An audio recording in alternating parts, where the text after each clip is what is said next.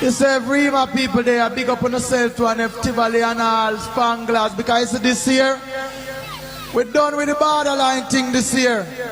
We now fire no more shot on one head, and we're done with the borderline thing this year. October 10th, 1993, Spanish Town, Jamaica. The bass is thumping, the crowd is moving, and 26-year-old Anthony Johnson, known to the world as Panhead, is on top of the world. He is dancehall's next global superstar. He steps out of the venue, flanked by two friends, laughing. The future is bright. A contract is sitting on the table, waiting to be signed. But out of the shadows, three armed figures emerge. No words are exchanged. No robbery takes place. Just the deafening crack of gunfire.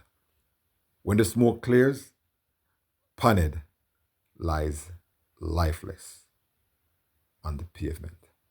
Yo, one know the East Side Dancehall, link Entourage Records. One know the talk I turn in Dancehall, link Entourage Records. Your Entourage, the meat you know eat from morning, your ruggedness.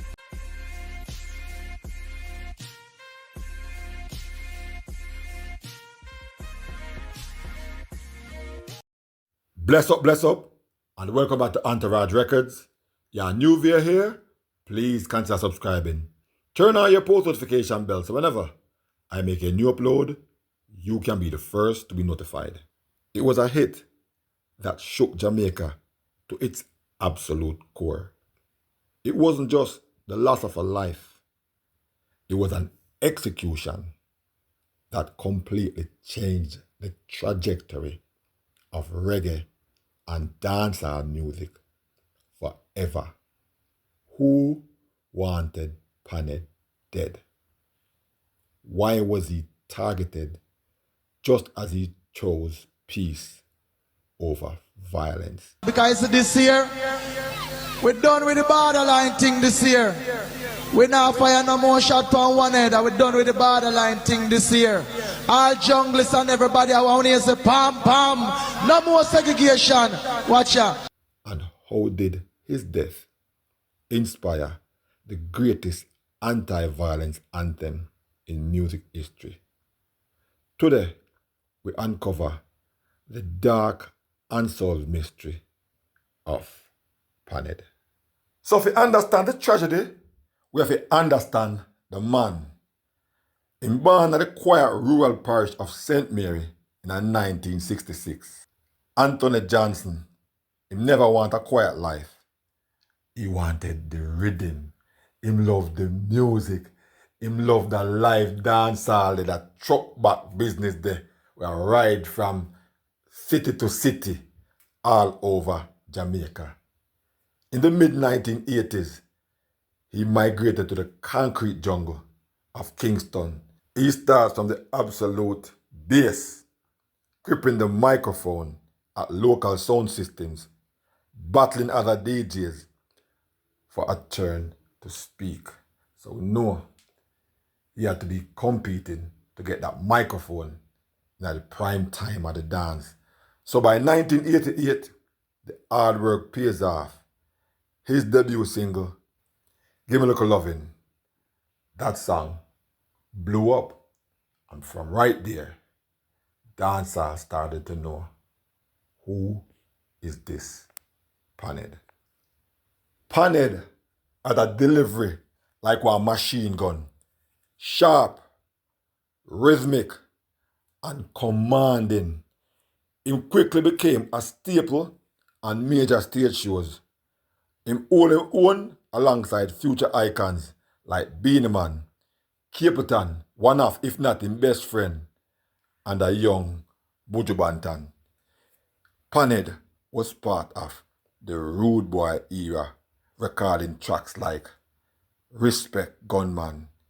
He was mirroring the harsh realities of the Kingston streets, but soon everything would change. By 1993, the violence in Jamaica's music scene and streets was reaching a boiling point.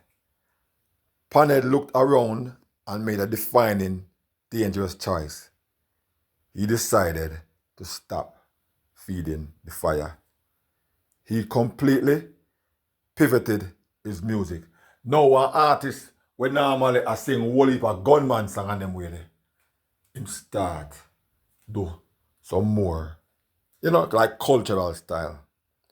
Him walk away from the gun tunes and began writing deeply spiritual, socially conscious music. He released tracks like Give me African princess, I make me love her up excess, and the heartily prophetic under Bondage. This is where I talk up some things when I say black people to be wise. I say all the wicked them a take pure advantage. Innocent people them in a captive. Remember Martin Luther King get assassinated. Church and state too conceited. And a joke me a make at them are the two threat. It seems like Panhead was a completely changed man. Him start preach elevation. Him start call for the youth them to drop the weapons. The industry noticed. Major international music executives did a flight in a Jamaica and look for sign Panhead so him can do that global crossover deal there. He was weeks away from leaving the ghetto behind forever. And that is exactly when the trap was sprung. People kept saying they don't know of Panhead or anybody in anything. Even though we know Panhead originally, rude boy, how him talk and how him roll. But Panhead was changing the whole of that. And he started to look at things and at life and even the music from a total different perspective. So on Sunday night, October the 10th, 1993, Panhead was spending some time in marvelous St. Andrew and later attended a local dance event. The energy was high. The atmosphere in Kingston during this era was always intense. So around midnight, Panhead and two close associates walked toward their vehicle. The street light dimly lit. Suddenly, three gunmen stepped out from the darkness. They don't demand money. They don't look at his friends. Them just point them weapons directly at Panhead. Multiple shots ring out. Panhead falls. The gunmen flee into the night, leaving his two friends physically unarmed, but psychologically scarred. Anthony Panhead Johnson was pronounced dead at just 26 years old. He left behind a widow, two young children, and a devastated nation. To this very day, the Jamaican Constabulary Force has never made an arrest. The murder of Panhead remains officially unsolved. But in the streets of Kingston, the streets always talk. There are major stories that have circulated for decades. In Jamaica, badmind refers to intense, destructive envy.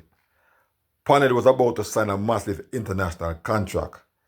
Insiders believe local elements couldn't handle seeing a youth from the community elevate past them. It was a hit born out of pure jealousy. The early 1990s saw heavy political tribalism in communities like Marvally and Spanish Town. Some people believe Panhead's new conscious music and refusal to align with local street bosses sealed his fate. Panhead's death caused a whole heap of backlash, but it also brought out some good music dedicated to Panhead. I believe Beatman had one, and also Buju Banton. He was inspired. Buju Banton was away at the time in Japan, where with Panhead's death, he was inspired to write a song called Murderer. The music community didn't just mourn, they revolted to song. Panhead's death was the exact turning point that ended the dominant 90s era of violent slackness in dancehall. His close friend Buju Banton was so deeply traumatized by the execution that him, Francis Lion Wayne Wonder, sat in a hotel room in Japan and wrote a song called Murderer, a track that didn't just condemn Panhead's killers, but directly challenged the entire culture of gun violence. Panhead's best friend, Kingston, also released Cold-Blooded Murderer. Beenie Man dropped No Mama, No Cry. Panhead's tragic sacrifice forced an entire generation of artists to pivot to Rastafari, peace, and consciousness. Panhead's voice was silenced over 30 years ago, but his blood birthed a movement of peace that saved countless lives that followed. He was a conscious king taken too soon. Rest in peace, Panhead. Viewers and subscribers, want to leave the thoughts on the comment and the comment section so we can talk about it. We've come to another video. Thanks for watching. Please like, share, and subscribe to the channel, those who haven't done so as yet.